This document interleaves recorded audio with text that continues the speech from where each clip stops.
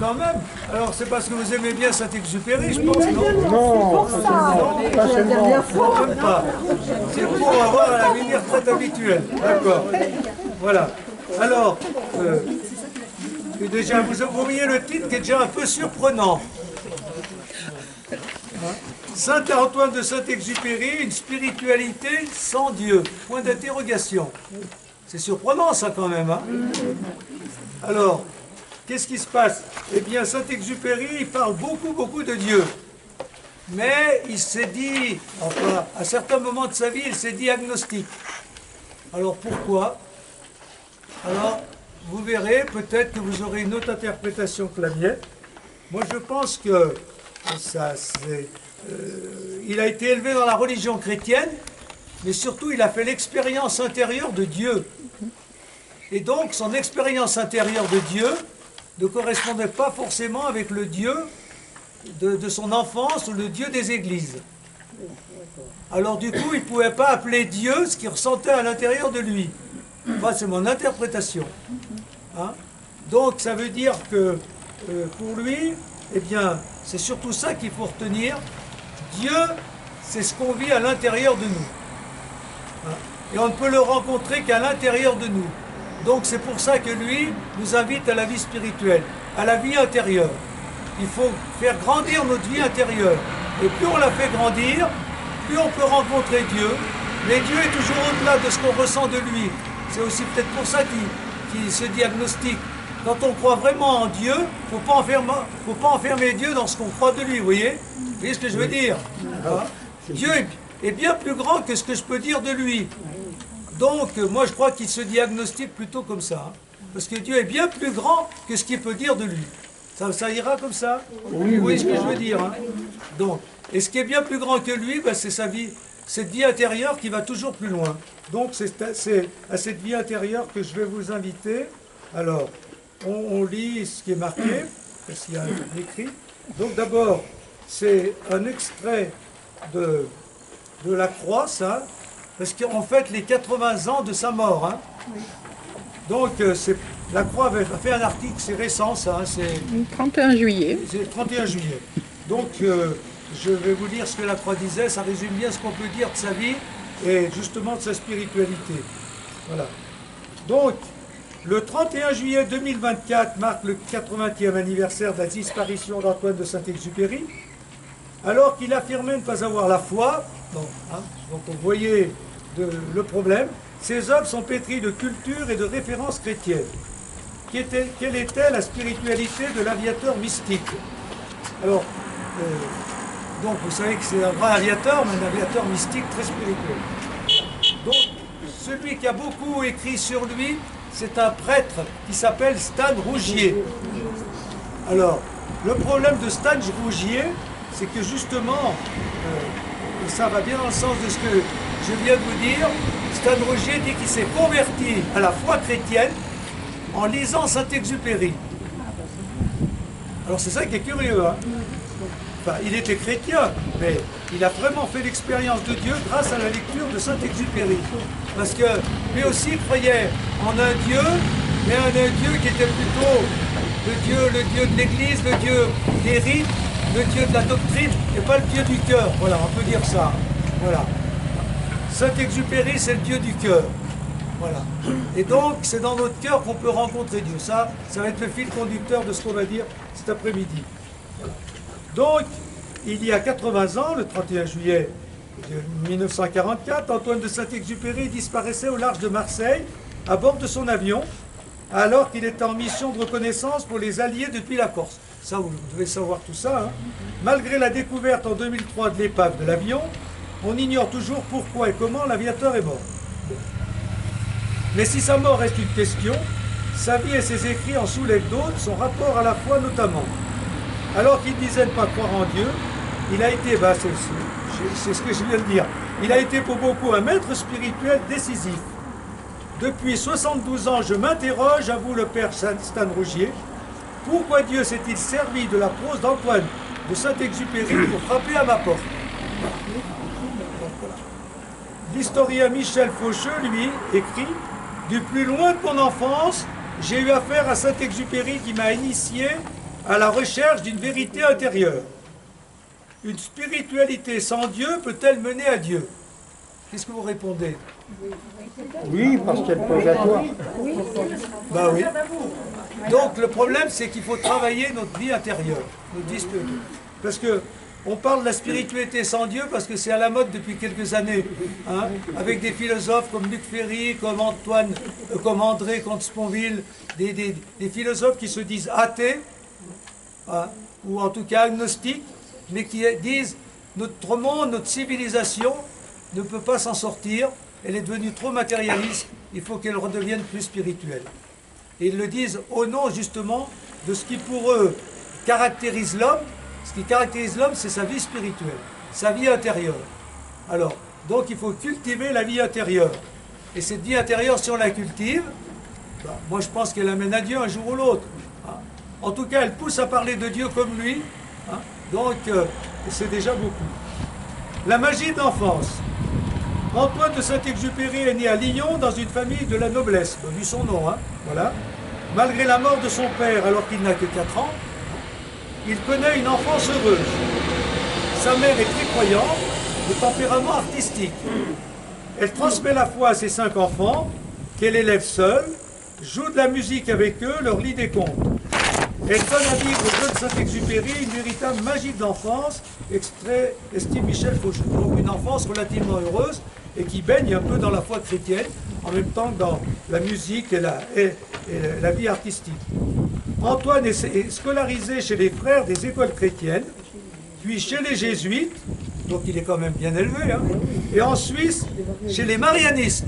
Hein, donc il a quand même baigné dans les grands éducateurs, dans les grandes congrégations éducatrices spirituelles chrétiennes. En 1917, alors qu'il vient d'avoir son baccalauréat, son frère de 15 ans meurt. Et donc il perd son père jeune, il perd son frère à 15 ans. À 18 ans, il tombe amoureux, mais ses fiançailles seront rompues 5 ans plus tard. Et donc il connaît pas mal d'épreuves de toutes sortes. Hein. Voilà. Il s'éloigne peu à peu de la foi et de la pratique religieuse. Il a du mal à trouver sa voie. Bon. Passionné d'aviation depuis son enfance, pilote depuis son service militaire, il s'engage en 1926 pour transporter le courrier entre la France et le Sénégal, puis l'Amérique du Sud. Oh, c'est l'époque des grands aviateurs, hein, vous connaissez ça. Il publie ses premiers romans, Courrier Sud en 1929, Vol de nuit en 1931. En 1939, il vole dans l'armée de l'air, part à New York après l'armistice, où il écrit Le Petit Prince, et rejoint les Alliés en 1943. Alors le Petit Prince, j'en parlerai pas. Parce que vous connaissez tous. Donc vous en parlerez si vous voulez. Vous direz ce que ça rajoute à tout ce que je vais dire. Comment? Oui, vous en parlerez. C'est pour ça qu'ils n'en ont pas parlé dans les écrits que j'ai lus. Voilà, ils n'en parlent pas beaucoup parce que je pense que tout le monde connaît et ils ne veulent pas redire ce que tout le monde connaît. Mais on pourra compléter. Voilà. Dans un monde matérialiste, une soif inextinguible. Dès ses premiers romans, bien qu'il se déclare agnostique, son œuvre est pétrie de références au christianisme, de questionnements spirituels, voire mystiques. Il a conservé, chevillé au cœur des valeurs chrétiennes, il a conservé, chevillé au cœur, les valeurs chrétiennes transmises par sa mère, et déplore une civilisation sans Dieu, où l'homme se tient à hauteur des machines qu'il a créées. Voilà son grand combat, hein. Combat spirituel. L'homme est devenu comme une machine qui fonctionne, puis qui tourne à vide, alors qu'il n'y a plus rien dans son cœur, pas assez de valeur et d'élévation vers le haut. Donc voilà. Je hais mon époque de toutes mes forces. C'est dur ça. Hein. Voilà. L'homme y meurt de soif. 2 milliards d'hommes n'entendent plus que le robot, ne comprennent plus que le robot, se font robots. Vous êtes d'accord avec ça? Comment? C'est encore plus grand maintenant.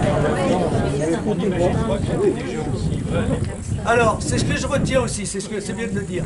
Moi, j'imaginais pas qu'en avant 1944, on puisse dire déjà des choses comme ça. Donc quand on dit que notre monde est devenu matérialiste, qu'on ne va plus à l'église, qu'on ne vit plus de vie spirituelle à part quelques personnes, ben, le courant est bien plus ancien que ça. Hein. Oui. Voilà. D'accord. Hein. Donc ça veut dire ça.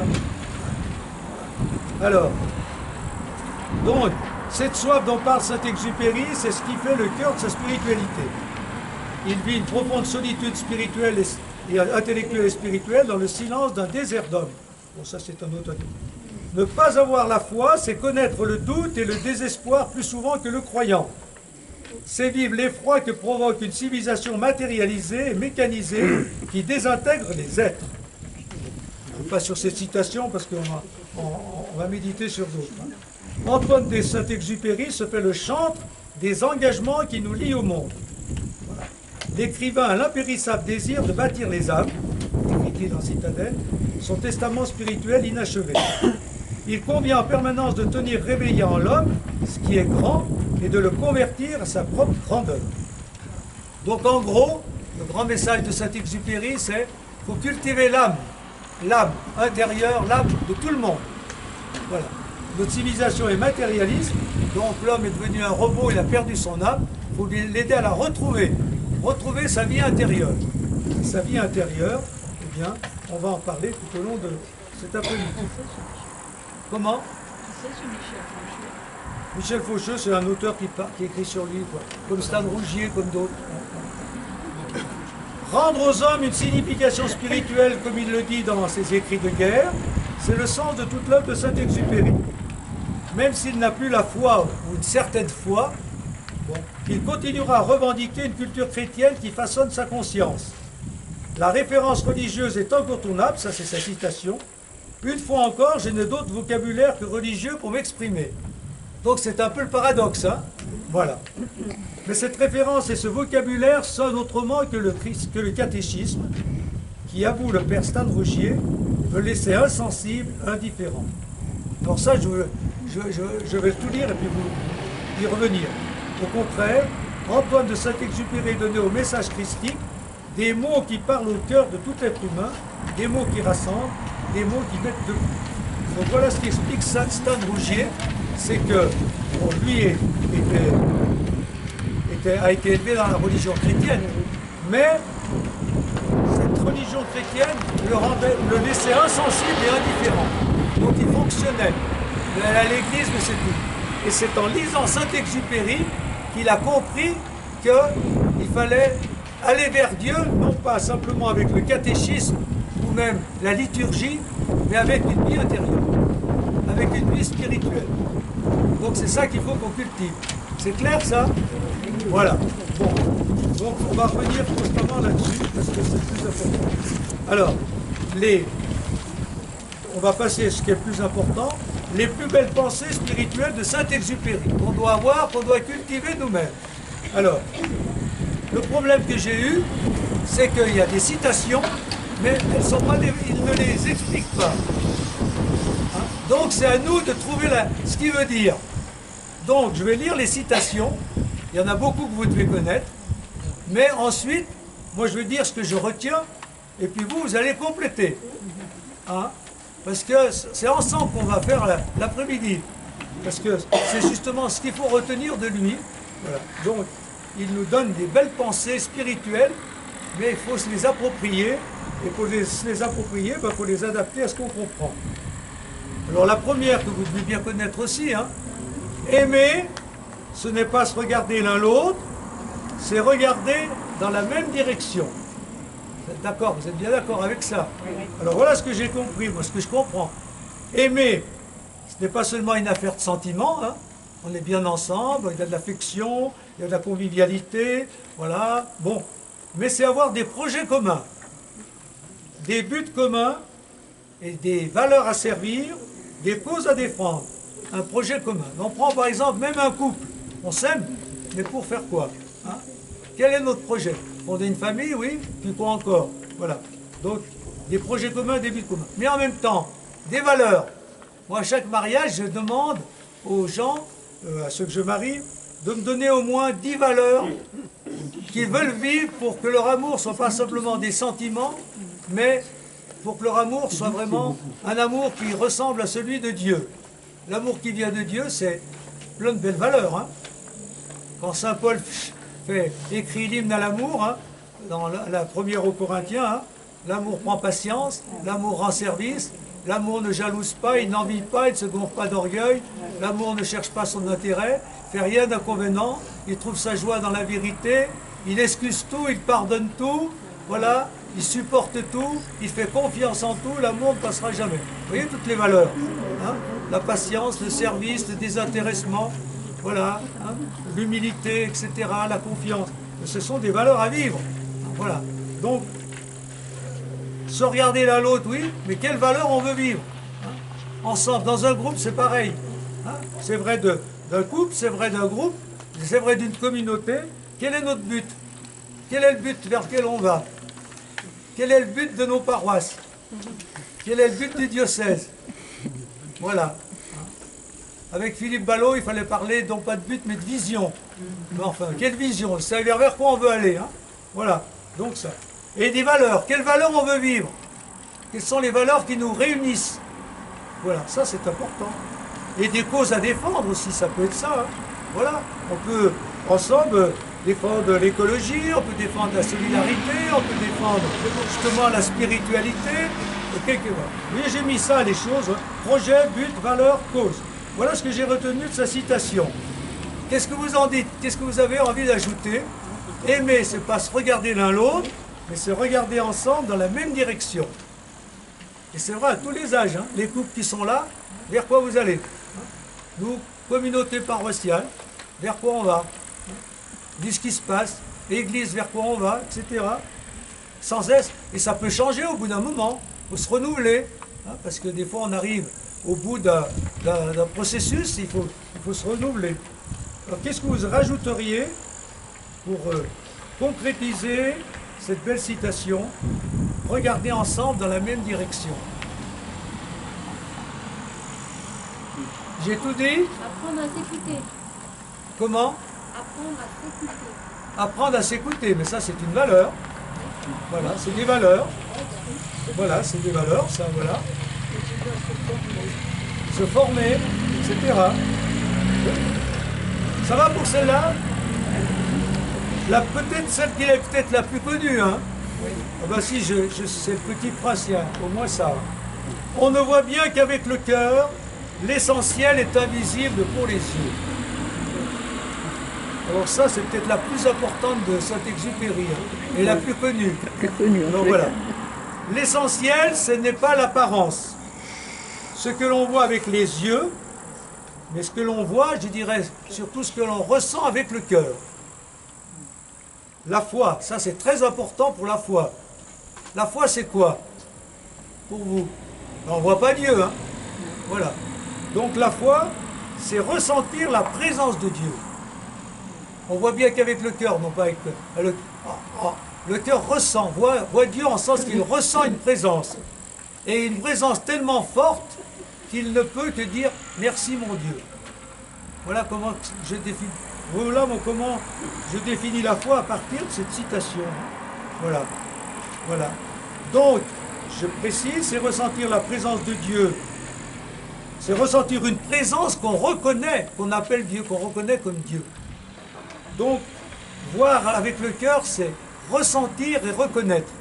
J'aurais pu mettre le mot reconnaître en même temps. Donc, dans la création, en soi, dans les événements ou les personnes qui deviennent des signes, dans l'histoire et l'évolution du monde, montant vers Oméga, comme le dit Teilhard de Chardin, c'est-à-dire vers le royaume du Christ, alpha et oméga de l'histoire. Voilà. Dieu, puis je vais tout réexpliquer, on ne peut le démontrer ni l'expliquer, ça vous êtes bien d'accord, hein? Mais on le voit avec le cœur, on peut le ressentir. Voilà. Donc, j'ai dit, par exemple, la création. Vous regardez la création, comme là aujourd'hui. Vous pouvez dire, déjà, il faut regarder. Vous pouvez passer en voiture, vous ne voyez rien. Ça, c'est l'indifférence peut-être moderne. Vous pouvez regarder en disant c'est beau. Alors, c'est beau, ou je me sens bien. Ça va pas plus loin, c'est déjà mieux. Et pas après, vous pouvez dire, mais il y a quelque chose derrière, il y a quelqu'un. Voilà. Une présence. Et cette présence, bah, c'est quoi? Bah, pour moi, c'est Dieu, voilà. C'est ça la foi, non? En même temps, en soi, quand on regarde ce qui se passe en soi, qu'est-ce qui me pousse à être généreux? Qu'est-ce qui me pousse à venir ici cet après-midi? Qu'est-ce qui me pousse à m'engager? Qu'est-ce qui me pousse à prier? Qu'est-ce qui me pousse à me donner? C'est pas moi, puisque c'est quelque chose qui me pousse. C'est plus fort que moi. Alors, si c'est plus fort que moi, qu'est-ce que c'est? Hein? Ben voilà. Quand je prends conscience qu'il y a quelque chose en moi de plus fort que moi, qui m'invite à vivre autrement, eh bien voilà, c'est ça Dieu. Ou alors dans les événements, hein, quand on voit que des choses se passent dans notre vie, hein, ça peut être une grande épreuve, puis au lieu de s'écrouler, on fait face, on tient, on reste debout. Qu'est-ce qui m'a fait tenir debout? Moi, j'en pouvais plus, je suis écrasé, j'avais envie de tout abandonner, j'avais envie de me laisser aller. Il y a eu comme un ressort en moi qui m'a remis debout. Voilà. Ben, la foi, c'est, ah ben merci mon Dieu. C'est, je ressens, je reconnais une présence et je la nomme. Et même je la prie. Voilà. Ensuite, ça peut être des personnes qui deviennent des signes, hein. C'est-à-dire on rencontre quelqu'un qu'on sent tellement animé par de la générosité, par de la solidarité ou par de la foi, on dit mais lui, c'est pas simplement sa nature, il y a quelqu'un derrière, vous voyez, hein, vous voyez ce que, voilà. Donc on dit mais c'est Dieu qui le pousse là, sinon voilà. Hein. Et puis ça peut être dans l'histoire du monde et l'évolution du monde. Alors ça, c'est bien sûr Teilhard Chardin ou bien d'autres, hein, qui disent mais voilà, ce monde tel qu'on le voit, qui est passé du monde matériel au monde végétal, du monde végétal à la vie animale, de la vie animale à la vie humaine, de la vie humaine à la civilisation, etc. Ce monde qui n'a pas cessé de grandir vers du spirituel, eh ben, il y a bien quelqu'un derrière. Hein? Comment passer du matériel à la vie? Comment passer de la vie à la conscience à la spiritualité? Ben, voilà. Donc, ce monde qui n'a pas cessé d'évoluer, eh bien, il évolue encore. Et qu'est-ce qui conduit ce monde? Parce que on peut dire que dans le monde, eh bien, il y a des guerres, il y a des conflits, il y a des abus, il y a des scandales, mais malgré tout, il y a une certaine humanisation, il y a des appels à la solidarité, au respect de la nature, il y a des appels à la paix, il y a quand même des zones de bonne volonté, il y a des religions, il y a de la vie spirituelle. Bon, ben, qu'est-ce qui fait que ce monde est tel qu'il est et que malgré tout, il évolue vers un certain mieux qui n'est pas toujours évident. Mais quand on prend du recul, on voit que quand même, l'humanité grandit, non? Non, vous n'êtes pas d'accord? Si? Oui. Bon, ben voilà. Donc, c'est ça la foi. Donc on ne voit bien qu'avec le cœur. Et le cœur, ça veut dire qu'on n'arrive pas à démontrer ou à expliquer. Hein? Quand je dis, je regarde la création, je dis merci mon Dieu. Je ne peux pas démontrer qu'il y a Dieu derrière, vous voyez. Vous voyez, c'est ce qu'on ressent avec le cœur et qu'on reconnaît. Voilà. Ça, si vous arrivez, moi c'est comme ça que je dis, que je définis la foi. C'est une prise de conscience de la présence de Dieu et une reconnaissance dans notre cœur. Ça va comme ça? Qu'est-ce qui veut dire autre chose sur le lien? Puis après, on verra avec les autres. On ne voit bien qu'avec le cœur. Donc, déjà Dieu. Est-ce que vous voulez rajouter autre chose sur ça? On ne voit bien qu'avec le cœur. Donc, on peut dire, nous, on ne voit bien Dieu qu'avec le cœur qu'il le ressent et le reconnaît. Ça résume? Bon. Et maintenant, les autres. Pareil avec les autres. L'essentiel, ce n'est pas leur apparence, mais ce qu'ils sont en fait. Le meilleur d'eux-mêmes, qu'on devine quand on les regarde avec le cœur, c'est-à-dire avec bienveillance, avec amour. D'accord? Comment voyez-vous les autres? On les voit comme ça, je vous vois comme ça. Hein? Mais qu'est-ce qu'il y a en vous? Quelle est votre foi? Quelles sont vos valeurs? Ben, ce n'est pas avec les yeux que je le vois. Alors, on peut deviner, mais bien sûr, parfois il faut aussi discuter, échanger, puis voir vivre. C'est surtout en voyant vivre. Donc on voit les autres, en les voyant vivre, on voit ce qui les anime. Et puis si on porte sur les autres, par exemple, quelqu'un qui peut nous décevoir, ou quelqu'un qui dévie et qui nous fait un peu souci. Par exemple, dans vos proches, il y a peut-être quelqu'un qui est en train de dévier ou qui a déjà dévié, etc. Et puis vous dites, oh, il est perdu celui-là, ou j'arriverai jamais à en retirer. Mais tant que vous vous dites ça, vous l'enfoncez encore plus. Tant que vous n'avez pas vu en lui qu'il y a quelque chose de meilleur que ce qu'il exprime dans l'état actuel des choses, voilà, et bien c'est ça. On voit bien avec le cœur, c'est voir la petite flamme qu'il y a dans le cœur du pire des hommes, pour essayer de souffler sur cette flamme, afin qu'elle le remette en route. Voilà. Donc, voir Dieu avec le cœur, ressentir sa présence et la reconnaître, voir les autres avec le cœur, c'est-à-dire deviner, reconnaître le meilleur d'eux-mêmes qui peut surgir, ou qu'il faut essayer de faire surgir pour que les choses aillent mieux. Ça va comme ça? Alors, qui est-ce qui veut compléter cette belle citation par une interprétation complémentaire? On voit bien qu'avec le cœur, l'essentiel est invisible pour les yeux.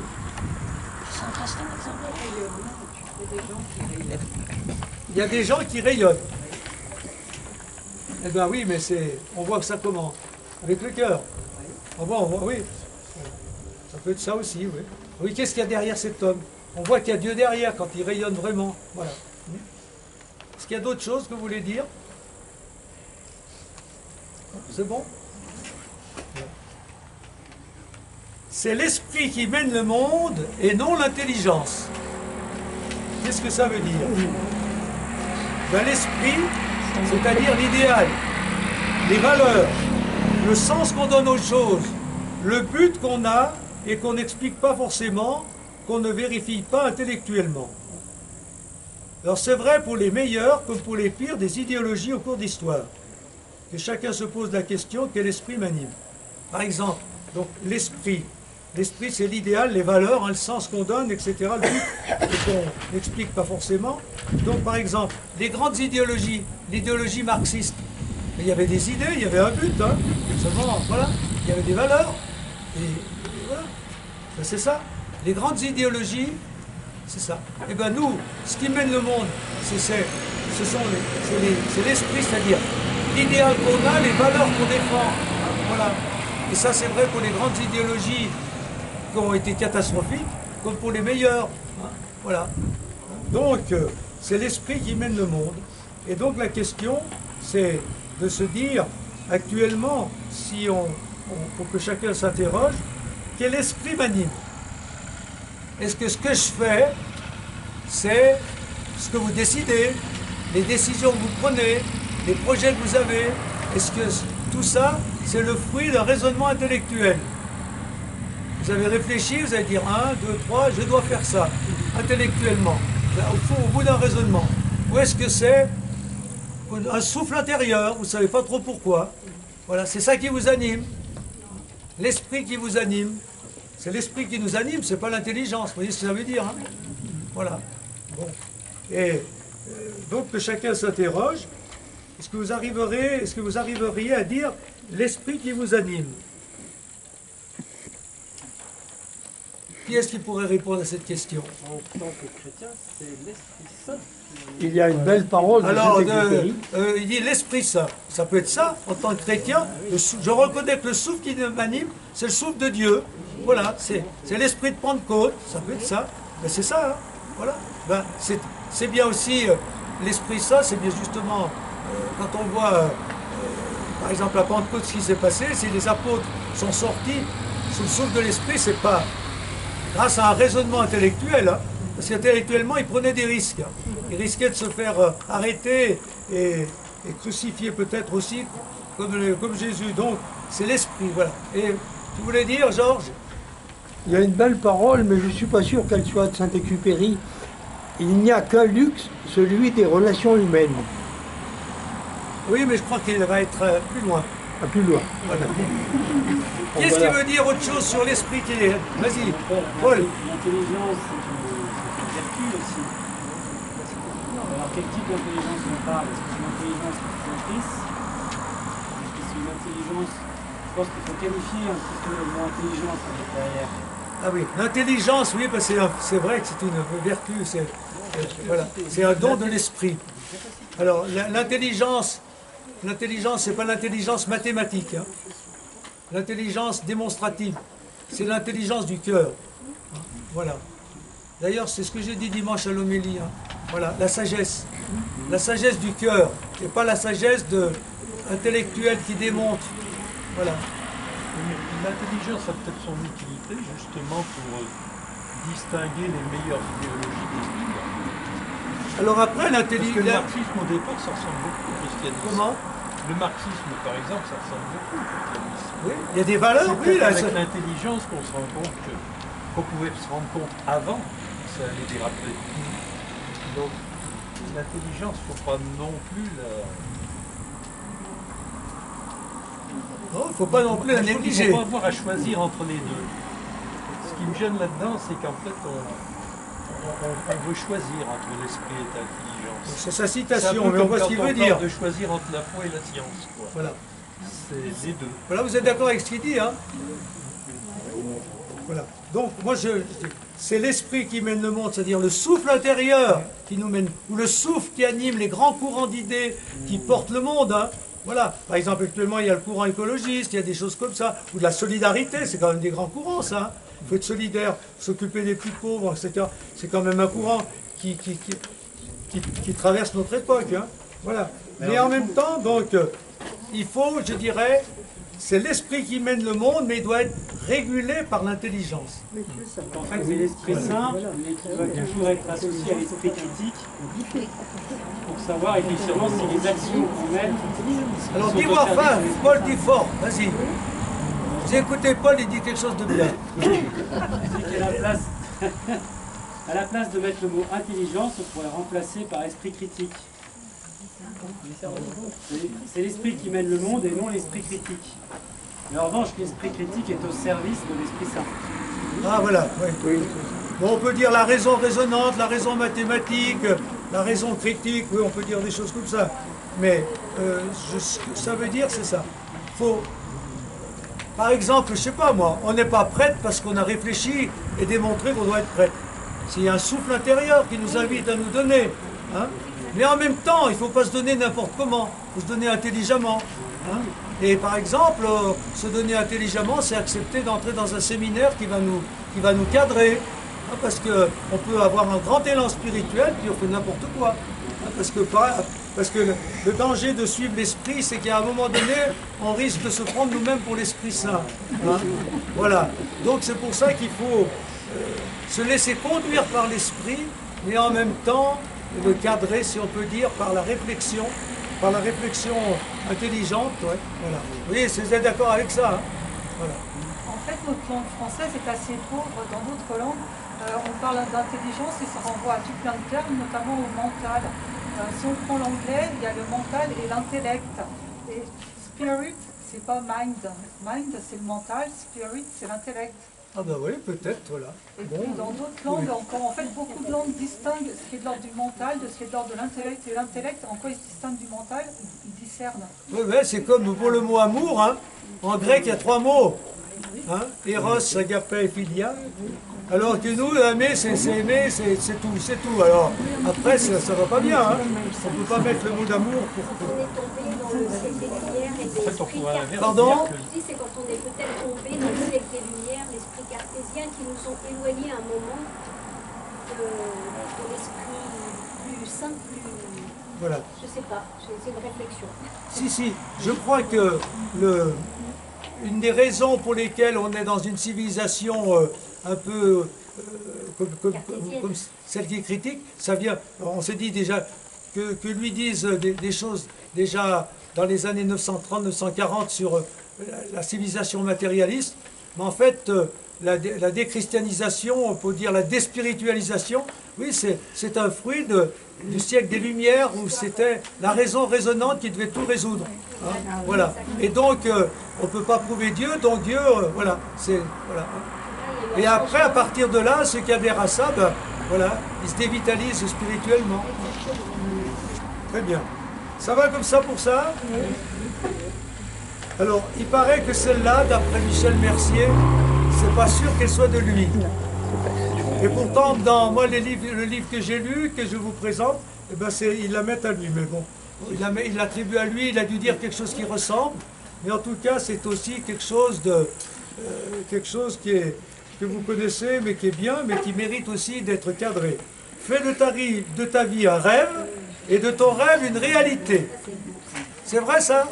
Oui. Vous êtes d'accord avec ça? Comment? Pourquoi il majuscule au premier et pas au deuxième? Ah ben ça je sais pas. Les majuscules, non, non. Bah, je sais pas s'il y avait un peu ça. C'est pas sûr que ça vienne de lui ça. C'est voilà. Donc moi je mets ça comme ça. N'ayons pas peur de nous laisser animer par nos rêves. Hein. Si on rêve pas, si on est complètement blasé, défaitiste, on ne voit pas comment on va vivre. Hein. Donc fais de ta vie un rêve, donc il faut nous laisser animer par nos rêves, mais à condition de toujours les incarner dans le réel. Hein. Voilà, parce que si on ne les incarne pas dans le réel, on risque de vivre dans l'illusion hein, et d'être à côté du monde. Donc fais de ta vie un rêve, mais en même temps incarne-le dans le réel, dans des projets, dans des actions, dans du concret. Donc, que chacun s'interroge, mes rêves se sont-ils réalisés à l'âge que vous avez? Est-ce que vous pouvez dire ça? Ai-je eu la vie dont je rêvais? Vous arrive-t-il de dire au moins pour certaines choses, la réalité a été plus belle que mes rêves? Donc voilà la réflexion que ça m'a inspiré. Maintenant vous en aurez peut-être d'autres. Hein. J'ai mis 3 choses, moi, que chacun s'interroge, mes rêves se sont-ils réalisés? Mes pensées créent ma réalité, je suis co-créatrice, puisque qui décide au final, c'est Dieu, c'est la volonté de Dieu. Ben oui. C'est-à-dire que je peux rêver et puis ça ne se réalise pas, puisque ça ne relève plus de moi. Oui, mais il vaut mieux rêver des choses qu'on peut réaliser quand même.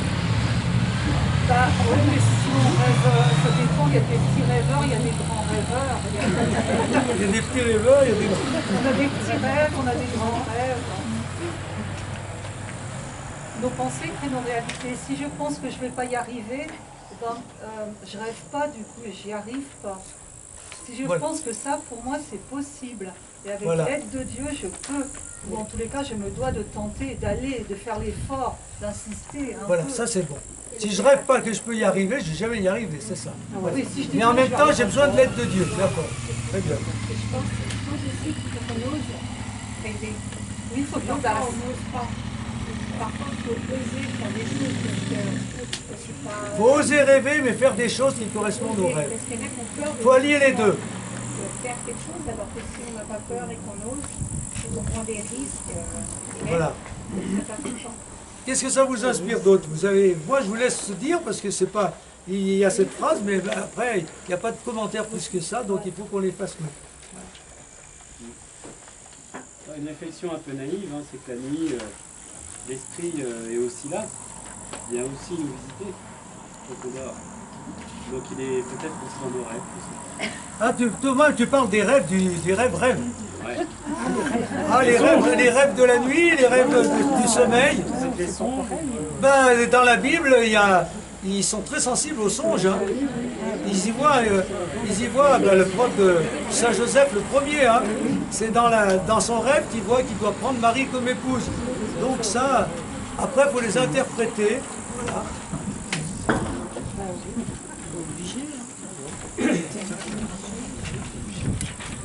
Alors, si j'adapte ça par exemple à des gens comme moi, est-ce que mes rêves se sont réalisés? Le rêve que j'avais quand j'étais ordonné prêtre? C'est difficile à répondre. Ben, par exemple, nous on rêvait pas mal avec le concile, hein? Une église un peu haute qui s'ouvrait au monde, etc. etc. Donc elle s'est mise en place. Mais maintenant, j'ai l'impression qu'il y a un retour en arrière. Donc, ça m'interroge quand même. Donc, je dirais, mes rêves se sont réalisés jusqu'à un certain temps. Mais maintenant, je m'interroge sur la suite. Alors, voilà. Ouais. Mais par contre, la vie intérieure, moi, ça m'a beaucoup plus apporté intérieurement que ce que je pensais. Ça m'a construit et ça m'a permis de rencontrer Dieu et un Dieu que j'aurais pas imaginé. le fait de se donner comme ça pendant des années à l'église et aux gens et tout ça, et de vivre des temps spirituels, de creuser ma spiritualité comme ce qu'on fait là en ce moment, et dans des retraites, des choses comme ça, ben voilà. Moi je dirais, mes rêves extérieurs, bon, l'église ou l'évangélisation dont je rêvais, ça s'est un peu réalisé, mais ça s'est un peu bloqué. Donc j'espère que ça va repartir. Et par contre, la vie spirituelle que cette vie m'a donné de vivre, je ne pensais pas que ça allait être aussi fort, aussi intense, aussi divers, etc. Voilà. Bon. Ça veut dire qu'il ne se réalise pas forcément de la manière à laquelle on pense. Voilà, c'est peut-être ça qu'il faut dire. Nos rêves se réaliseront certainement, mais comme Dieu le voudra, et pas forcément de la manière qu'on avait dans la tête quand on arrivait. Donc ça va avec la confiance en Dieu. Voilà. Le temps appartient à Dieu. Enfin, le temps Voilà. de Dieu n'est pas le temps à moi. Je veux aller vite, mais le temps de Dieu, c'est le temps de Dieu. Voilà, c'est ce qu'il faut toujours dire, c'est que nous, on rêve de faire ceci ou cela, et après, il faut dire au Seigneur, ben, à toi de finaliser tout ça. Voilà, très bien. Et puis j'avais mis une autre question. Qu'est-ce que j'avais mis comme question? La réalité a-t-elle été? Vous arrive-t-il de dire, au moins pour certaines choses, la réalité a été plus belle que mes rêves? Oui. Il y en a qui peuvent dire ça. Sur quoi vous arriveriez à dire? Simplement parce qu'après mon accident, j'ai arrêté de rêver. Et c'est quand j'ai commencé à rêver que j'ai commencé à revivre. Et depuis, il y a des choses qui ont dépassé ce que j'avais rêvé. Ah d'accord, vous avez entendu là? Dis-le voir fort. C'est après un accident. Vas-y, dis fort. Après mon accident, j'ai arrêté de rêver. Et puis c'est en décidant de rêver à nouveau que j'ai repris de la vie et que ces rêves ont été même plus que réalisés, puisque certains dépassent la réalité. Enfin, la réalité beau, dépasse ça. ces rêves. Certains rêves, pas tous. Donc c'est le rêve qui fait vivre, ou Ben, qui fait revivre, ça m'a ou qui refait fait revivre. revivre, qui remet en route. Ça m'a remis en route. Et à ce moment-là, après, on peut faire Ça m'a remis en route. Une forme de résilience. comment? C'est ça, oui. Forme de résilience, on repart. La foi s'y ajoute. Ouais, l'épreuve est grâce. Oui. Alors je vous pose une autre question, c'est la Bible. Est-ce que la Bible invite à rêver ou rêve à des moments? Vous qui croyez, qui êtes chrétiens, est-ce que la Bible est faite de rêves? Il y en a beaucoup. Plein de perspectives. Hein?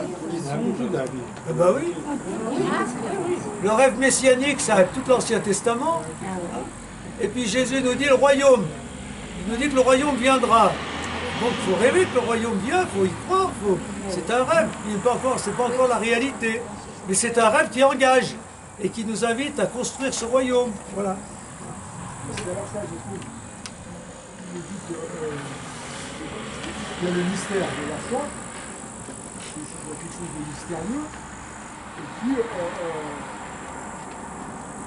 aussi de garder toujours sa lumière allumée, ça être toujours en veille, et quelque part ça suscite aussi un peu de rêve, ça. De garder la lampe allumée.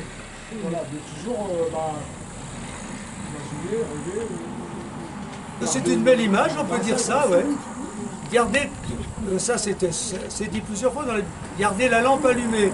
La lampe allumée, c'est la lumière qui nous fait croire à l'avenir, qui nous conduit vers l'avenir. Hein. Voilà, il ne faut pas qu'elle s'éteigne. Voilà, parce que quand elle s'éteint, ben, Moi, je ne rêve pas, mais dans la nuit, il me vient parfois des idées, des bonnes idées qui me viennent dans la nuit. dans la nuit, il vous vient des idées. Eh ben oui. Ben oui, Je rêve la pas. nuit porte conseil. Mais... Donc, C'est vrai. non mais, on peut... Non mais, ça c'est bien de le dire. On peut très bien dire aussi que Dieu nous parle par tout ce qu'on vit. Or, je sais pas pourquoi, mais on dort la nuit, je sais pas pourquoi. Et si on dort la nuit, Dieu nous parle aussi par la nuit. Hein? Voilà. Donc, pourquoi pas. Mais là aussi, il faut toujours ensuite remettre dans la réalité, et c'est pour ça que vous avez bien insisté sur l'intelligence. Hein? Voilà. Il y a le rêve, mais ensuite il faut qu'avec l'intelligence, on interprète le rêve et on voit qu'on discerne ce qui est vrai et ce qui est faux dans le rêve. Hein. Voilà. N'espère rien de l'homme s'il travaille pour sa propre vie et non pour son éternité. Voilà. Alors il y a plus de, là il y a plus d'explications diverses dans ces livres. Je te le dis, il n'est point d'amnestie divine qui t'épargne de devenir. Tu voudrais être et tu ne seras qu'en Dieu. Donc quand on voit ça, c'est quand même quelque chose. Oui, hein. Voilà. Il te rentrera dans sa grange quand tu seras lentement devenu et pétri de tes actes. Car l'homme, vois-tu, est long à naître. Ta pyramide n'a point de sens et elle ne s'achève en Dieu. Car celui-là se répand sur les hommes après les avoir transfigurés. C'est quand même des citations très spirituelles quand même ça. Je te le dis, il n'est point d'amnestie. Il faut que tu cherches à devenir. Tu ne peux pas végéter, tu dois devenir toujours plus. C'est ce que Dieu veut. Donc voilà, tu voudrais être et tu ne seras qu'en Dieu. Voilà, voilà. C'est-à-dire, on veut tous être quelque chose, on veut tous être quelqu'un, on veut tous être heureux. Mais oui, mais c'est qu'en Dieu qu'on pourra trouver notre vraie identité. Hein. Donc il faut s'ouvrir à Dieu. C'est pour ça que lui, eh bien, il est plus, bon, il est plus croyant qu'il ne le dit. Hein. Oui. Voilà, c'est en tout cas moi ce que j'ai compris. Il te rentrera dans sa grange quand tu seras lentement devenu et pétri de tes actes. Voilà, c'est-à-dire tu seras une bonne récolte hein, pour Dieu quand tu auras vraiment fait ce que tu dois faire. Car l'homme, vois-tu, est long à naître. Vous êtes bien d'accord hein. On n'a jamais fini, hein. On n'a jamais fini de naître. Voilà, on peut renaître, être rené jusqu'à la fin de nos âges. Hein. Voilà. Ça, c'est une bonne... Il faut sans cesse renaître. On peut remarquer que Citadelle a été un de ses derniers livres. Oui. Ça signifie qu'il avait quand même progressé dans la foi.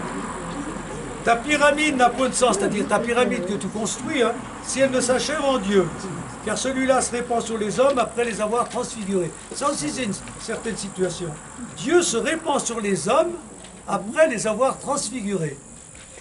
Dieu descend, hein, il descend sur nous, il se répand sur nous, eh bien oui, mais en nous transfigurant. Donc il faut se laisser transfigurer par Dieu. Par cette présence dont j'ai parlé, qu'on reconnaît. Quand on reconnaît la présence de Dieu, il faut la laisser descendre en nous, nous habiter, nous transformer. Voilà. Donc, il faut une vie réussie. Ça, c'est un commentaire que je fais par rapport à sa citation. Ce n'est pas faire carrière.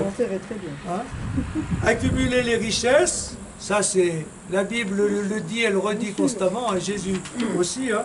Avoir un nom, être adulé. Ça, c'est la vie humaine, ça. Tant mieux quand on a un nom, qu'on est admiré, voilà. Avoir du pouvoir. Tout ça, c'est des biens humains. Hein, car tout cela est égocentrique. Voilà, c'est travailler pour soi, pour sa propre vie. Une vie réussie, c'est travailler pour l'éternité. C'est-à-dire pour des valeurs qui sont déjà la vie de Dieu et qui seront éternelles. Pour Dieu qui veut tout transfigurer, tout spiritualiser. C'est travailler pour les valeurs spirituelles dont Dieu est le sommet, la source. Voilà. Donc sans cesse, il faut se dire, est-ce que je travaille, est-ce que je me donne, est-ce que je m'engage, est-ce que je vis pour des valeurs spirituelles, d'amour, de paix, de justice, de bonté, de bienveillance, de joie, d'espérance, enfin, tout ce qui est spirituel, c'est-à-dire tout ce qui nous donne un sentiment d'élévation vers le haut, ben voilà, tout ça on doit le cultiver. Et c'est ça le vrai travail. Donc ça veut dire que quand on travaille, c'est pas simplement pour produire quelque chose, c'est pour construire cette pyramide. Voilà. Ça va avec vous? Ça va pour ça? Oui, très bien. Voilà. Toujours travailler pour l'éternité, c'est-à-dire pour les valeurs qui caractérisent l'éternité et qu'on doit déjà vivre maintenant. Ce n'est point d'argent qu'il manquait, mais de densité. Il n'était plus l'homme de telle maison, de tel ami, de telle responsabilité. Il jouait le rôle, mais ce n'était plus vrai. Ça, c'est quelque chose de fort aussi. Hein. Voilà. Ne jouons jamais un personnage qui joue un rôle, mais soyons nous-mêmes partout. Et mettons de nous-mêmes dans tout ce que nous faisons. En famille, au travail, dans la vie sociale, à l'église, dans tous nos lieux de vie. Alors, une de ces citations, entre guillemets, ne soyons pas des fourmis dans une fourmilière, ça c'est le mot qu'il dit. Je crois qu'il le dit même plusieurs fois. Mais des hommes qui ont de la densité, de la consistance. Voilà. Qu'est-ce que ça vous inspire? Avoir de la densité. Quelqu'un qui a de la densité, puisque c'est son mot à lui, ou de la consistance. Hein. Voilà.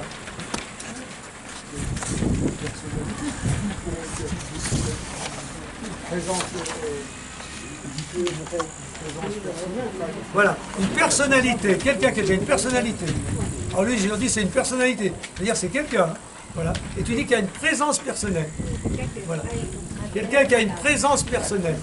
On dit des artistes qu'ils ont une présence sur scène. Hein, des fois. Hein. Voilà. Ben, une présence dans la vie. Quelqu'un, il a une présence. Là, ça rejoint le rayonnement. On peut le voir, il y a quelque chose. Voilà. Hein? De la constance. On retrouve des choses avec la dernière fois autour des sportifs qui sont dans la lumière pendant qu'ils sont des stars et tout ça. Et une fois que c'est fini, c'est justement cette densité-là qui va les amener, qui va leur permettre de continuer à avancer. Si on a cette densité et qui n'existe par rapport à les retours qu'ils ont, ben, c'est fragile. Vous avez entendu ce qu'il dit? La densité par exemple des champions ou des stars ou des vedettes. Hein. Voilà. Et si elle ne dure que le temps où ils sont admirés, voilà. Il y en a combien qui se sont suicidés justement? Parmi les stars qui se sont suicidés justement. Ben justement, c'est la question. C'est la question. Moi je pense que c'est bien de dire ça, parce que je pense qu'une star qui se suicide, ou qui tombe dans la dépression, il y a aussi ça hein, déjà, souvent ce sont des gens qui se sont confondus avec le personnage qu'ils ont joué et qui a été admiré. Mais c'était pas intériorisé, c'était pas leur propre personne. Alors du coup il y a c'est un peu comme une lettre, il y avait l'enveloppe, mais il n'y avait rien dedans. Hein. Alors quand il y a la lettre, l'enveloppe elle disparaît, mais il y a au moins la lettre qui reste. C'est ça de la densité. Voilà. Le travail de la vie intérieure permet de gagner en épaisseur, en densité, peut-être, non? Ah ben c'est justement ce qu'il dit. Ça peut résumer tout ce qu'il dit, qu'on va voir, qu'on est en train de voir. Hein. Voilà. C'est-à-dire, plus on a de la vie intérieure, plus on a de la densité. C'est-à-dire, plus on intériorise les choses, en sachant, quand on fait quelque chose, en donnant du sens. Pourquoi je fais ça? Donc ça spiritualise, ça donne du sens. En vivant des valeurs, ça donne du poids. Hein, voilà, le poids à ce que je fais. Parce qu'on peut faire quelque chose machinalement, ou on peut le faire avec la densité. Machinalement, on fait la chose, on fonctionne. Voilà. La densité, on y met du sens, on y met des valeurs, on se met soi-même, on se met sa personnalité. Hein, on met un peu de soi dans ce qu'on fait. C'est-à-dire remettre soi, c'est-à-dire ce que je fais, l'autre à côté de moi ne va pas faire pareil, parce qu'il va y mettre autre chose.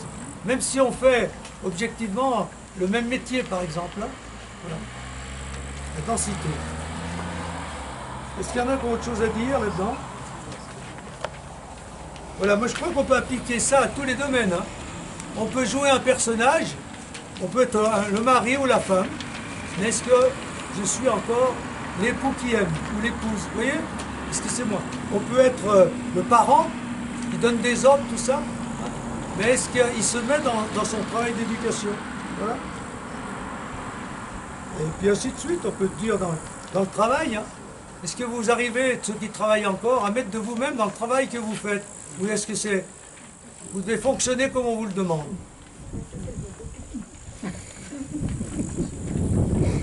Hein? Bien souvent c'est ça, non? Dans le travail, mettre trop de soi, des fois ça... Mais de plus en plus dans le travail, il y a un organisme qui s'appelle, ils font toutes les années, ça s'appelle la semaine de la qualité de vie au travail. Et il y a eu plusieurs années, dernièrement, là, le thème qui donnait, c'est au niveau national, hein, c'était le sens, quel est le sens du travail? Parce que peut-être que de plus en plus aujourd'hui, on demande aux gens de faire comme il faut qu'ils fassent, mais quel est le sens? Oui, quel est le sens? Pourquoi on fait ça? Voilà. Pourquoi je fais ça? On pourrait en refaire une conférence de ça.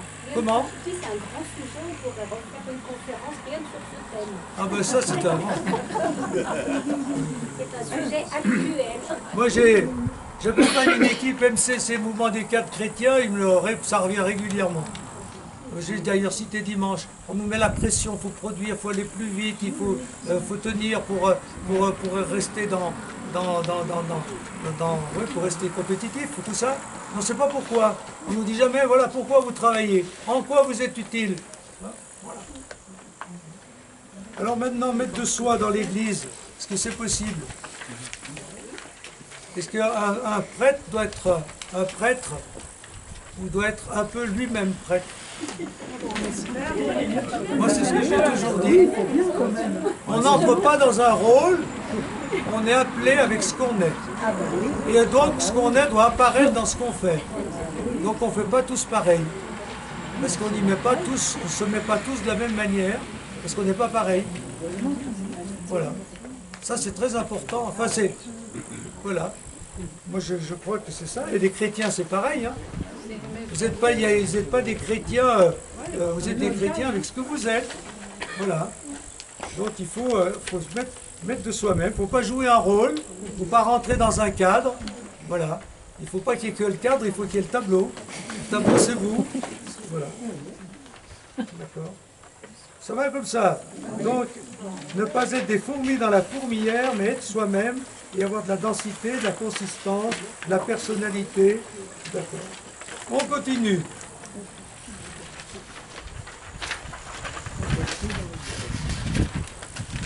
Appelles-tu liberté le droit d'errer, il manque le R, dans le vide? C'est plutôt le renoncement à notre vocation d'homme. Alors la liberté, c'est quelque chose quand même. Hein. Au nom de la liberté, on veut être libre, liberté, égalité, fraternité, qu'est-ce que ça veut dire? Donc voilà, être libre, c'est mon commentaire, vous direz autre chose sur la liberté. Être libre, ce n'est pas tourner à vide en faisant ce qu'on veut, comme on veut, quand on veut, en se laissant porter. Moi je suis libre, c'est ma nature, voilà, en se laissant porter par nos envies, j'ai envie, je suis libre, je fais, en se laissant porter par nos désirs, nos pulsions, voilà, nos intérêts, nos influences. Voilà, je suis libre, je fais comme tout le monde, oui, d'accord. Nos modes. Être libre, c'est se construire, ça c'est très important. En tout cas, c'est ce que je comprends dans ce qu'il veut dire et ce sur quoi j'insiste, c'est se construire selon notre dynamisme intérieur. Voilà. C'est là qu'on rejoint aussi l'esprit, hein, qu'on a dit. On a en nous un souffle intérieur, une force intérieure qui nous pousse en avant. Il ne faut pas en avoir peur, il faut en prendre conscience et dans la foi savoir que c'est la marque de Dieu. Donc, on se construit selon notre propre dynamisme intérieur, selon l'élan vers le haut de notre volonté. Hein, voilà. On a de la volonté, mais la volonté, la volonté qui construit, c'est celle qui nous élève vers le haut, vers le mieux. Hein, de ce que le philosophe Blondel appelle la volonté voulante. La force intérieure qui nous pousse à vouloir le bien, le mieux, et en laquelle on peut voir la marque de Dieu. Voilà. Voilà ce que c'est que être libre. C'est pas faire n'importe quoi. Être libre, c'est est-ce que ce que tu fais correspond au dynamisme intérieur qui est en toi et qui te construit dans le sens de ce que tu as déjà fait jusqu'à présent, hein, et qui va te construire encore mieux. Voilà. Autrement dit, c'est aussi le fil conducteur de toi-même et de ta vie. Voilà ce que c'est que la liberté. C'est pas errer dans le vide. Voilà. C'est s'ouvrir à une plénitude intérieure, c'est-à-dire à ce qui nous construit. Tu cherches un sens à ta vie quand le sens en est de devenir soi-même. Ça rejoint ça, hein. Ça c'est citation. Comment? Oui, ça c'est entre guillemets, c'est lui. Il n'est point d'homme que celui-là, que le cantique a embelli, ou le poème, ou la prière, et qui est construit de l'intérieur. C'est beau, hein? Voilà, vous voyez ce que c'est que la vie spirituelle. Hein? C'est des valeurs, mais c'est aussi ça, c'est ce dynamisme intérieur, ce souffle intérieur. J'ai envie de faire ça, mais pas parce que j'ai des envies qui changent, mais parce que j'ai envie de faire ça, parce que je sais que c'est ça qui me construit. Et j'en ai déjà l'expérience. Ce que le philosophe appelle la volonté voulante, c'est-à-dire la volonté qui te pousse en avant, le souffle qui pousse ta volonté à agir, à t'engager, à prendre des responsabilités. J'ai besoin de toi qui es bâti en forteresse avec ton noyau. Ça, c'est pas mal, ça. Vous avez en vous un noyau, comme les fruits. Quel est votre noyau? Ben, c'est à partir de ce noyau que vous devez vous construire. Comme c'est à partir du noyau qu'on peut faire naître un autre arbre. Le noyau intérieur, ça aussi c'est une belle question. Je ne me suis jamais posé la question comme ça, mais voilà. Quel est mon noyau, mon noyau intérieur? Vous voulez réagir à ça? L'image de l'oignon, quand on épluche, nous avons plein d'épaisseur, et puis comme un oignon qu'on épluche, on arrive au cœur de l'être. Ben, c'est ça, on peut dire aussi. Ça rejoint aussi, voilà, tout cette l'extérieur, mais il y a noyau. Voilà, il faut se débrouiller, quoi. Il faut enlever les différentes couches qui sont superficielles pour rentrer, aller... Ou alors il faut être soi-même à travers les différentes couches de la vie. On a fait ceci, on a fait cela, on est allé... Voilà. Et il faut être le même intérieurement dans des circonstances de vie très différentes. Ça rejoint aussi la même chose. Hein. Ça va comme ça? Il vivait non de ce qu'il recevait, mais de ce qu'il donnait. Pour se disputer les provisions faites, ils redeviendront loups dans leur tanière. Voilà. La vraie vie personnelle et collective, c'est le don aux autres qui permet la communion, l'harmonie entre les uns et les autres. Voilà. Si au contraire on veut tout garder pour soi, faire ses provisions pour soi et pour soi seul, on construit un monde où l'homme devient un loup pour l'homme, où l'on réveille l'envie d'aller prendre ou même dévorer ce que les autres ont et qu'on n'a pas. Voilà. Ça, c'est facile à comprendre. Donc, il faut vivre non de ce qu'on reçoit, bon, il faut aussi recevoir des choses, mais surtout de ce qu'on donne. Ce que l'on est, c'est ce qu'on est capable de donner. Quand on dit donner le meilleur de soi-même, surtout si on est vraiment soi-même, on voit ce que ça veut dire. Hein. Voilà. C'est long d'être vraiment soi-même quand même. Comment? C'est long, ça prend du temps d'être vraiment soi-même. Oui, mais c'est pas être soi-même pour se garder soi-même et s'admirer soi-même, se contempler. On devient. Il faut être soi-même pour se donner soi-même tel que l'on est aux autres. Ah oui, on n'est que ce que l'on donne. Parce que quand on donne, on reçoit aussi. Ah oui, quand on se donne, on reçoit, on se reçoit soi-même dans ce qu'on est vraiment. Hein? Voilà. Mais c'est la définition même de Dieu. Le Père se donne totalement au Fils, hein, et le Fils se donne totalement au Père, et ce don, c'est l'Esprit Saint qui les unit. C'est-à-dire, plus il y a de dons de soi à l'autre, plus on devient soi-même. Souvent, quand on donne, on est heureux quand même. Quand on se donne, quand on se donne à fond, on a l'impression d'être soi-même, non? Voilà, ben c'est ça. Quand on s'occupe que de soi-même, on tourne en rond autour de soi-même, ça c'est un des problèmes de notre temps, mais on va peut-être y venir aussi. Ça va pour ça aussi? L'acceptation de son devoir. Ah. Ce que j'appellerais devoir, qui est un nœud divin qui noue les choses, ne te construira ton empire, ton temple ou ton domaine, que s'il se montre à toi comme absolue nécessité et non comme jeu dont les règles seraient changeantes. Donc le devoir. Alors je fais tout le commentaire puis vous réagirez, parce que ce n'est pas un mot qui est dans le vocabulaire actuel. Bon. Saint-Exupéry insiste beaucoup sur le sens du devoir, c'est-à-dire la nécessité de faire ce qu'on doit faire, parce que c'est un devoir et non parce que ça nous plaît, ou que c'est notre intérêt. Alors devoir, il y a devoir familial, devoir professionnel, devoir citoyen, on peut ajouter devoir chrétien, on peut ajouter tous les devoirs. Le devoir pour Saint-Exupéry, c'est le nœud divin qui noue les choses. Le fil conducteur voulu par Dieu pour que le monde se construise harmonieusement et permette à chacun d'avoir sa place comme dans un corps. Voilà. Alors là, le mot nœud divin, peut-être qu'il va revenir tout à l'heure, je me souviens plus de tout ce que j'ai mis, mais il revient régulièrement sur le nœud divin, le nœud qui noue les choses les unes aux autres. Voilà, c'est Dieu. Sinon, tout s'éparpillerait, s'éclaterait, exploserait. Ce qui fait que le monde tient et l'histoire tient, c'est que Dieu noue tout ça. nous, tout ce qui se fait. Il est dans tout ce qui se fait. Il relie tout ce qui se fait pour en avoir conscience. Et nous, pour participer à ce nœud-là, et pour travailler, pour travailler nous-mêmes à nouer les choses, ben, il faut faire notre devoir. Pas faire ce qui nous plaît ou ce qui déplaît. Faire ce qu'on doit faire. Faire ce qu'on sent qu'on doit faire ou qu'on dit ou qu'on nous dit de faire. Alors ça, le mot devoir, eh bien, j'ai bien mis un petit commentaire là. Le mot devoir est-il encore dans le vocabulaire actuel? Ne l'a-t-on pas remplacé par le mot plaisir? Un débat sur notre société et l'évolution des idées. Est-ce que c'est pas le cas? Qu'est-ce que vous en pensez? Comment? C'est pas du tout la même chose. Hein. Mais alors, pourquoi c'est comme ça?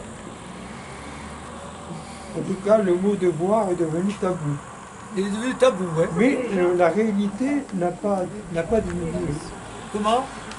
Ceci étant, c'est une question de vocabulaire, parce que la réalité n'a pas diminué. On a besoin du sens du devoir pour que la société continue, quoi. Mais on l'appelle plus devoir. Comment? Oui, alors ça, oui, on dit plutôt j'ai des droits que j'ai des devoirs. J'ai des devoirs, on ne sait pas trop ce que ça veut dire.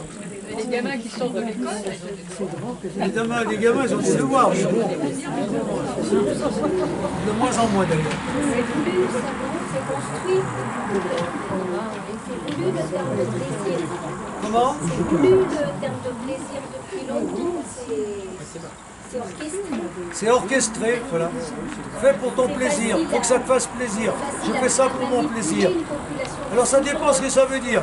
Si le plaisir, c'est le plaisir un peu épidermique, ou si c'est le plaisir de devenir soi-même, c'est pas pareil. Le plaisir, c'est la satisfaction de se construire. Hein? Et justement, quand j'ai bien fait mon devoir, ben, j'ai un certain plaisir quand même. Mais actuellement, ça veut plutôt dire le devoir, c'est des contraintes. Et les contraintes, c'est tout sauf le plaisir. Donc, fais ce qui te fait plaisir et non pas ce qu'on te contraint de faire. Ça, c'est l'injonction actuelle voulue. Voilà. C'est voulu, ça. C'est orchestré. Bon, aujourd'hui, le plaisir est associé à la... Alors, on écoute. Comment? Aujourd'hui, le plaisir est souvent associé à la consommation. Oui, le plaisir, c'est la consommation et la consommation superficielle et immédiate. Voilà. Voilà. Quand on le devoir accompli, ben, il y a une satisfaction, il y a un certain plaisir. Hein. Voilà. Ben oui. Donc c'est plutôt comme ça que nous on peut l'interpréter. Voilà. Pour lier les deux. Hein. Donc il ne faut pas défendre aujourd'hui, dans le contexte aujourd'hui, défendre le devoir. Tu dois faire ça, même si c'est des contraintes, même si ça t'embête, parce que ça va pas être fait. Tu dois faire ça parce que tu dois le faire et c'est en faisant ça que tu vas te construire et que tu éprouveras le plaisir de te construire. Donc les deux peuvent se lier à condition de dire tout ça. Un problème d'éducation aussi. Je pense que si la famille et les parents ne montrent pas l'exemple, ne sont pas aussi dans le devoir, les enfants ne suivent pas, ils n'ont pas l'exemple. Voilà. Alors pire que ça, le sens du sacrifice. Et après il y aura le travail et l'effort. Ben voilà. Donc vous voyez en quoi ça, c'est un peu, j'ai dit ringard, mais pas pour moi, mais un peu pour certains. Voilà. Le sens du sacrifice. J'ai compris le sens profond du sacrifice, qui n'est point de t'amputer, mais de t'enrichir. Quand tu sacrifies quelque chose, c'est pas pour t'amputer, mais pour devenir plus grand. Le vrai sacrifice, c'est ça. Le mot sacrifice, c'est faire du sacré. Donc ça veut dire que tu sacrifies un repas, par exemple, ou un plaisir, mais c'est pour donner, c'est pour faire quelque chose de plus grand. Hein, voilà. L'honneur et rayonnement non du suicide, mais du sacrifice. Enfin, moi, je l'ai compris comme ça. Je dis, par exemple, ceux qui se lancent ceux qui partent à la guerre ou qui se lancent comme lui dans des expéditions dangereuses, quoi, pour la patrie, pour faire leur devoir, de tout ça, ben, ils ne se suicident pas, ils se sacrifient. Hein. Voilà. Est-ce que Jésus s'est suicidé? Ah oui, mais il accepte, il refuse. Il refuse de se laisser emmener, hein. Il part quand il veut, et à un moment donné, il se laisse faire. Non, mais ça peut dire... Voilà. On prend pas sa vie, il la donne. Comment? On prend pas sa vie, il la donne. Il la donne. Oui. Mais n'empêche que... Parfois, à double tranchant, c'est